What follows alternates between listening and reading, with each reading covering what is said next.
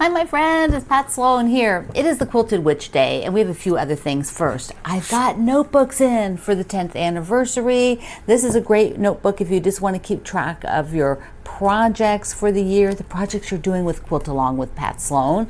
And here's the back, all the quilt fun. All of it's here. Isn't it cute? It's so cute. Kate does such darling designs for me. I just love it. Love it, love it. Okay, we have the Scavenger Hunt. So I would like to see buttons today. Many quilters love buttons. You may not use them on things, but you probably have a stash of buttons. Maybe you have a jar of buttons. I have a little gray, like you would put screws and stuff in a garage. I've got some buttons in that, but I also have this, which I want to show you. This button jar was Greg's grandma's, and his mom gave it to me many, many years ago. And it has pretty much, let me just show you this. So inside, they're pretty much clothing. See? So this is like cut-offs from the shirts and things like that his grandma collected. Now this jar, this particular jar, at their house, it was my mother-in-law's house. There was another one of these jars that was there forever that had like cherries in it, in liqueur, like brandied cherries or something. I don't know that anybody ever ate them, but there was a jar of them that sat there forever, and then there was this jar of the buttons. So I love this jar of buttons. It's a big, heavy jar. I love the shape of it. So if you have some treasure like that, that's our scavenger hunt today. So share that.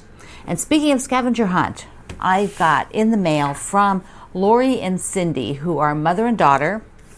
Here they are. They came to the Harrisonburg event. They're from Kentucky, and they sent me this little memory book, little memory card. There's some pictures. They accosted Greg. They said, "Oh, we accosted Greg. There he is in front of the museum that day to take pictures." And they sent us some wonderful, yummy cards. But wait, there's more. Speaking of scavenger hunt, they found a Alice in Wonderland scavenger hunt game. Oh my goodness. This is so cool. Thank you. I love it. And so another beautiful gift. This was from India. They went to India. Look at the elephant.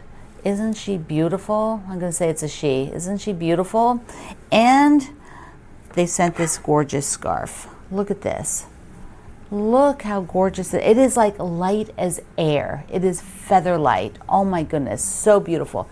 Thank you, ladies, for thinking of me, for being there. They also made a girls' weekend when they came to Harrisonburg for the open house, because they came with their, I think, daughter and daughter-in-law also. So that was really cool. I have one other mail from Marina in Texas, and look at this cute card. Look at this. Look. So darling. And then she found me, wait for this. Wait. A mushroom for the tree. Look at this. And it's fuzzy.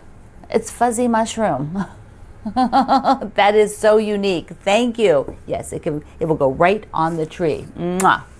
All right, so those are fun things. And I thought it just went right into the scavenger hunt very well. All right, everybody seems very excited about the tidy up. Let's do day number 2 of what you're going to do for your tidying up. Now, this is what you can do. Just these 3 days, Wednesday, Thursday, Friday, and then you have the 3-day weekend. And then on Tuesday, we want to see what you accomplished. You can pick one thing I mentioned and accomplish it, and you will be good. You could be redoing your whole place. James, who is on our list in the morning, our chat in the morning, he recently redid his whole studio space, like pulled everything out and redid everything. It looks fantastic. He shared it in our Quilt Along with Pat Sloan group. Okay, so here do we have, today we have clearing off surfaces. So that means, if there's something out that really isn't supposed to be there, find its home. whether its home is, whatever, you find its home, the stuff that's on the floor, get it off the floor. I think the floors are the worst. I mentioned that yesterday. They are the worst. There's things piling up on the floor. Tackle them, at least tackle them. If you can't do anything else, get them up off the floor so that you just feel like it's not so bad. I feel like if it's on the floor, it's really bad because I don't store stuff on the floor if I don't have to. Your cutting surfaces, if you're having trouble getting to it, clear that up. And then we have some things from our ambassador, some suggestions. From Kathy, look at your pins and your needles and your safety pins. Do you have some that are bent? Do you have some that got rusty somehow? Get rid of them. So take a look, take a little inventory. If you have, like your pins like this, I find bent ones all the time. So, get rid of those. From Suzanne, tidy up your spools. So if you have spools that are, the threads are like, all kind of, hanging out in the drawer. Like if you've just thrown them in the drawer, maybe tidy them up. If your bobbins are a mess, like there's threads all over when you pick it up, go ahead and tidy those up. And then Laura's best suggestion is be sure to pet your fabric while you're doing all this. Take a break. Take a break. Pet your fabric. Enjoy your fabric. Enjoy your things. Don't make it a chore. It is a chore. Tidying up is a chore, but try to make it a little bit enjoyable. That's that's what I think anyways. Okay, I have got a ladybug flying around in here. Do you guys do that? Do you guys get ladybugs at this time of year? I'm like, what are they doing in here? What? So it was just flying just now, and now it's over on the screen door. So I do have sun today. Just wanted to make that announcement. It's good. Okay, Quilted Witch. That is this book right here, and you can see things in the background up on the design wall. So first, let's take a look at this clip. Stay to the end because I'm going to take you a little tour around my town. So we're going to have a real life moment here for the Quilted Witch because I did not do last week's assignment. Setting this section here, didn't do it. So I'm going to show you because I need to film, and it's once again 5 o'clock. And it's raining and windy and nasty out, and so it's been looking like almost that dark all day long. It's not cold enough to snow. A lot of you north of me, north of Northern Virginia, have had snow, but we didn't have any snow. Anyways, I digress. So we're having a real life moment. I need to sew this. What I've got is the blocks right here. So I've got all the blocks and the layout. And on my design wall, which let me just show you, we're going to go over there with the other camera. I went ahead and put the background. I just pinned it up because what I want to do is see the blocks laying up there in kind of the position, because I might want to switch a few of the blocks for a different one. Like, remember they're made with different colors. Like, some of these, maybe I want 2 brown ones or something, depending on what the other blocks are. So I want to lay them up there and see what they look like. Then what I will do in my real life moment is I will cut and sew this tonight. And then I'll probably just maybe put the binding onto the 10th anniversary block so I can put that up on my door, which nothing's been on my door since I took the Christmas wreath down the other, like 2 weeks ago, 3 weeks ago. And then I might also sew the 9 blocks of the drawing room together and a row of the canning jars together. So I think I'm going to do, I'll be doing all of those. Maybe I'll just film a little bit as I do them. Probably not, but I might just give you a little peek as to where I am, because there's a lot of other stuff on today's video. So that is where I am with this real life moment. And it happens to all of us, doesn't it? You've got a deadline, or you're not, but you have goals. Like for me, they are deadlines because we're doing a weekly thing and I'm trying to be sure that I have my parts done every week, but sometimes it just don't happen. So okay, let's go look at the other. Let's go look at it up on the wall. So first, I'm standing here in the corner of the wall, and you can pan around my slider out to the deck. Dark, black, dark out there at 5 p.m. So I've got to close those, and here's where I was just standing. my beautiful Baby Lock Solaris, the black window, so I'm going to close that. All the stuff. Here is the Duchess in all her great royalty. I need to sew on hers again soon. And the stuff that needs sewn. And up here. Oh, did I show you this? Did I show you this? I will. That is the chickenless chicken salad with one chicken that came back from the long armors. And here are our blocks. I'm going to put them up. So there we go. I've got them laid out on the background. I went ahead and opened it because I needed it to be just a little bit wider for this audition. So I think I'm pretty good. I did have to grab that one up here because I hadn't gotten enough of the blocks. Didn't have that one. You can see here, like this one, they don't have like these little shoe flies. They don't have the background, so they don't float. This churn dash does not have the background fabric. This shoe fly does not have the background fabric. Whereas like these guys have the background fabric. And they all then float on the background. So it gives a little bit different look, and I wanted to do that because I had so many lights in this fabric line that it let me enjoy them and have them, and plus it gives a little bit more funky look. We don't have that big focus of the witch for this version. We do have the pumpkins, but we don't have that big witch. So, you know, it's nice to have some things that have a little bit more definition to my eye. So there we go. There we go. I'm loving it. All right, I'll be cutting it up and sewing it, and then we'll see that and do the part for this week. What I'm doing is just following along in the book, and that is on page 55 for this section that'll be down the left with the part that I just showed you auditioned, and then we're doing the cat down to here. So I'm just going to do everything that's in there, which means I need to pull a few more blocks, but I'm just going to go ahead and get them sewn, get all those parts sewn, because it's just makes sense, because we're going to do the cat today and have that as part of it. So here we go. I had to add another block to the shoe flies, and then I added another twinkle star, and these are all cut. So I'm going to sew these, and then I will go on to the next parts, and it's pretty straightforward. It's really easy.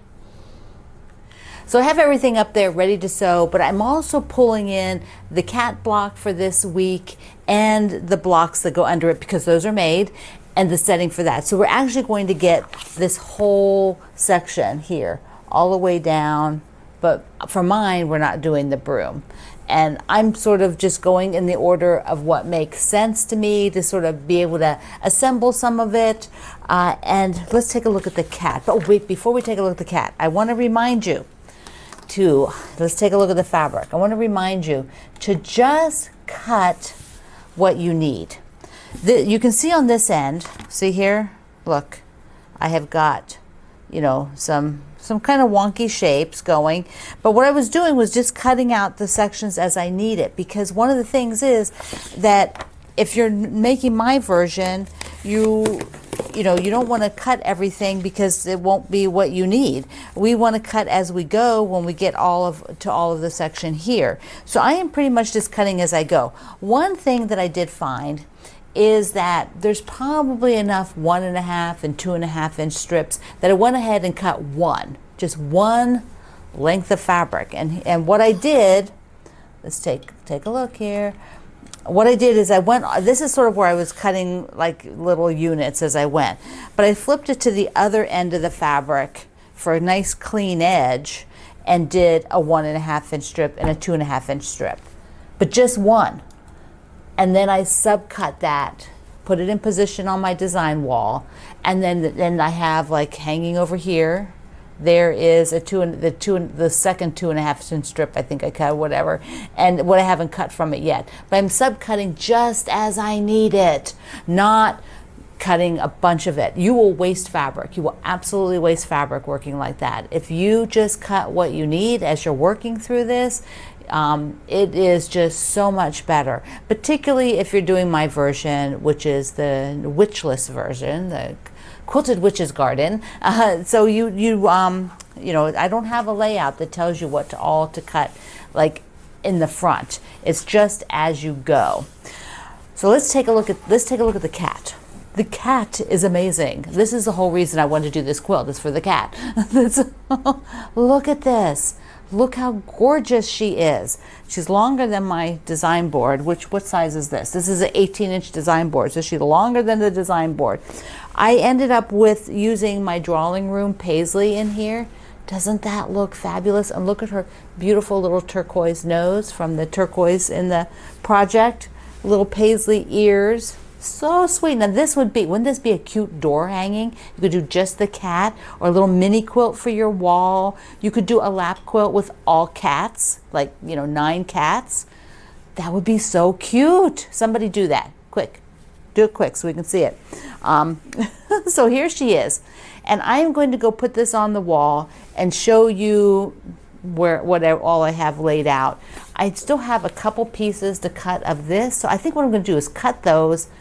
Then they'll all be up on the wall before I sew it. Then I'll sew it and I'll be able to show it to you. Here is everything ready to sew. This is the top section, and they'll be across, and then sewn up to each other. Then these will be sewn to the kitty. That goes down here, and these are all sewn. It's just these sections. So you can see the sections. Just like in the pattern. So you're just following the pattern book here. We're not doing any of the changed layout. And then that all goes down here. And this will be the left side of my version. If you are doing the witch version, the quilted witch with the witch, you still need to put all those together. So at this point you can still follow along with me pretty easily. Just so you know, sometimes as I got to places, this is probably the 3rd time now, I'm like, ooh, short, what goes there? There's another strip that goes there. And so that's kind of what happens, but it's okay. And ta-da, there it is. Let me take it down, because this is the length of the quilt. So here we go. I'll stand way back, as far back as I can go. Oh, all the way back. There we go. There's how big it is, how long it is. Didn't it turn out pretty? And so this is the left side, right? The left side of the quilt. And so you can be working on this for your quilted witch's garden, or just the regular quilted witch. That segment stays the same. The full-size quilt has more on the bottom for the broom, and a little bit more width. So there's still this much more of the broom below that length. So you can see why it's like I really like this size that I'm doing. Gives me a little bit smaller quilt. And on my website, I love to make quilts, at the project page for this, and I will put a picture of this up there on the wall so that you can see the whole thing. All right, so like I said, the little note I said earlier in the video is that I thought it would be fun to show you a little bit of the city here that I live in. I live in Northern Virginia. Recently, a few people who have been joining didn't know where I lived, so that's where I live. And I'm right outside Washington, D.C.